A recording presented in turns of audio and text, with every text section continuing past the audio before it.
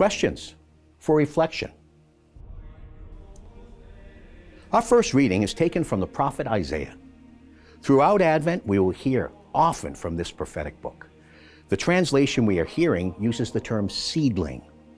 A better translation is branch. This person, referred to as the branch, is also mentioned in the prophet Jeremiah, chapter 23, verse 5 and 33:15, and the prophet Zechariah, chapter 3:8 and 6:12. This branch of David's house is a promise of a Messiah who will be sent by the Lord to save his people Israel. You know, it's important that we read the Bible and study it. Often the short excerpts which we're hearing at Holy Mass need context. The Church, as mother and teacher, is telling us that in Jesus Christ, this promise of a Messiah is fulfilled. He's the promised one from the house of David. This is why it's so important to read the readings for Holy Mass before we even get to church. During Advent, we are invited to prepare the way for the coming of the Lord in our own lives. He's always coming for those who look for him. Learn to hear his voice, study his word, and he comes to forgive, to heal, and to save. That means each one of us should be looking for and longing for his arrival in our own lives. Yes, we will experience trials and tribulations, but we have no need to worry.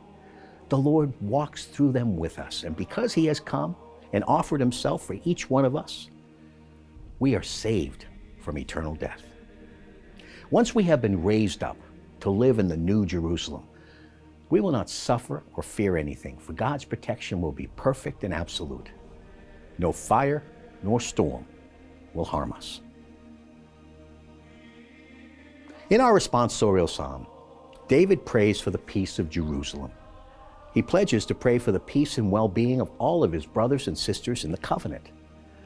Likewise, we are called to do the same, to come before God and pray for the peace and well-being of the whole church and for one another. Let us remember to pray for all, including the unborn, our loved ones, our co-workers, our leaders, and the whole church. Peace in the biblical sense doesn't necessarily mean an absence of conflict and struggle.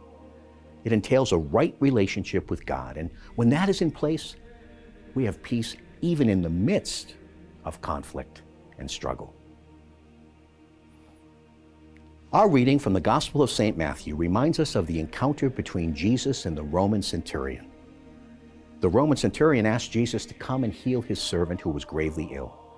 Jesus agreed to come, but the centurion, who was a Roman, asked Jesus not to come into his house. He humbly acknowledges that he is not worthy. Also, he knew the Jewish people would be upset if they knew Jesus willingly entered the house of a Roman official. So the centurion asked Jesus to heal his servant by merely saying the word. And Jesus praises the centurion for his faith, and the servant is healed.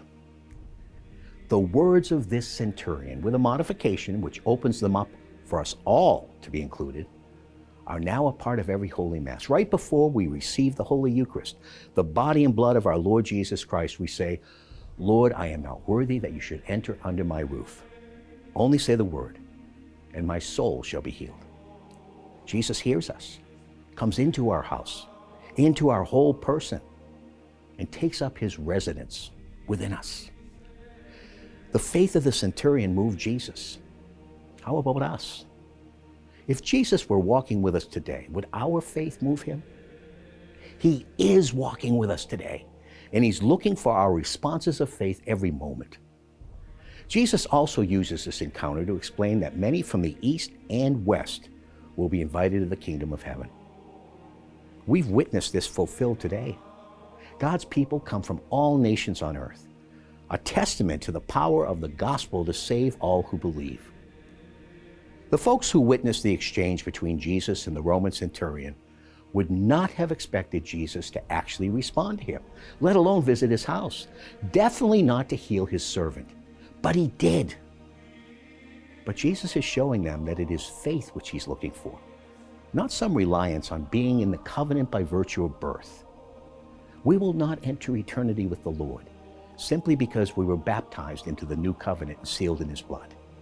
We must respond to his continual invitations to follow him